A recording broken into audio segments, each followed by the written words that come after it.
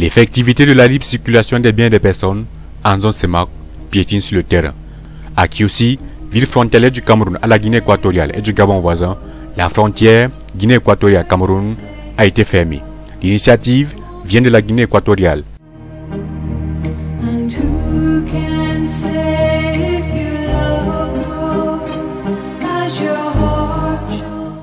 À la chaîne, le mouvement de va-et-vient qui animait la frontière a disparu. C'est un climat de détresse et de désolation qui s'installe. La frontière est fermée. De l'autre côté de la Guinée équatoriale, les populations voulant entrer au Cameroun sont stoppées net à la frontière.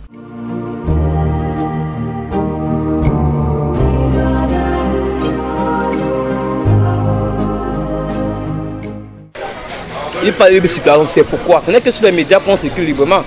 Les polices sont là. Les polices sont placés là. Ils sont depuis lundi. Ça fait aujourd'hui 4 jours.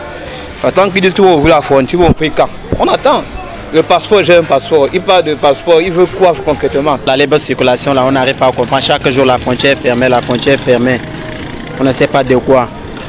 Vraiment, on est en chômage. On souffre trop ici. Kiossi et Bébéine en Guinée équatoriale vivent au rythme de la frontière. 95% des activités sont liées aux échanges commerciaux entre ces deux pays. Un coup dur pour les commerçants. C'est franchement, nous sommes les grands perdants. Puisqu'on a fait les achats à Yaoundé, on est revenu, rien ne bouge, c'est gâte déjà. Là où nous sommes là, les vivres se gâtent déjà. Puisque les Guinéens qui entrent constamment pour payer, elles ne viennent pas. Et c'est même déjà en train de pourrir là, il y a les prunes, les oranges, tout ce qui est vivre frais, ça se gâte.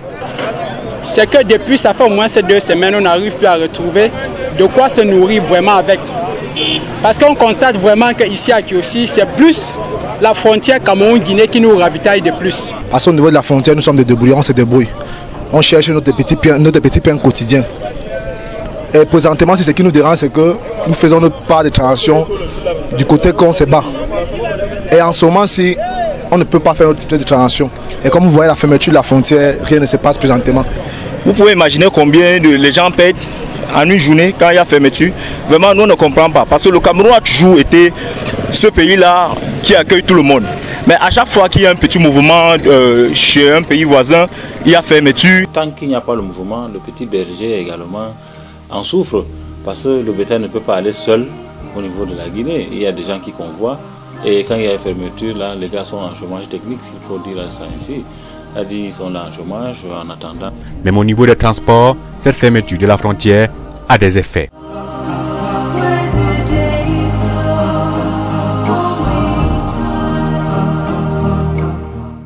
Puisque lorsque la frontière est ouverte, parfois on a plusieurs départs, entre 12 et 13, parfois même 18.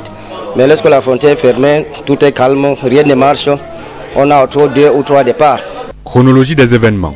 Juin 2013, les chefs d'État de la sous-région Afrique centrale signent la décision de la libre circulation des biens des personnes. En 2014, le président Obiangema Bazongo de la Guinée équatoriale s'oppose farouchement à cette libre circulation en indiquant que les Camerounais vont envahir son pays riche en pétrole. 1er janvier 2016, date butoir de l'effectivité de la libre circulation. Sur le terrain, rien n'avance. Août 2017, le Tchad ouvre le bal en signant l'autorisation d'entrer sous son sol tout ressortissant de la zone CEMAC. Les autres pays emboîtent le pas. La Guinée équatoriale, dos au mur, signe sous condition. Est autorisé d'entrer sous le sol équato-guinéen tout ressortissant de la zone CEMAC détenteur d'un passeport biométrique, diplomatique ou de service. Après le sommet extraordinaire tenu au Tchad en octobre 2017, c'est un coup de tonnerre sur ciel clair. La Guinée équatoriale a fermé ses frontières avec le Cameroun. Malgré ces fermetures, les forces de sécurité et de défense camerounaises assurent la sécurité aux frontières. Les populations de Kiossi peuvent-elles donc vivre sans la frontière? Que Kiossi ici ne peut pas évoluer sans la Guinée équatoriale.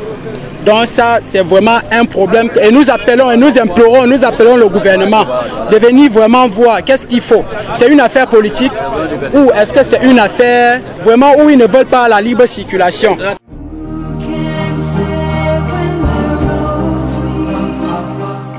Cette fermeture de la frontière entre la Guinée équatoriale et le Cameroun apporte un coup dur sur la matérialisation de la libre circulation des biens des personnes en zone CEMAC tant voulu par les chefs d'État que par les peuples de la sous-région.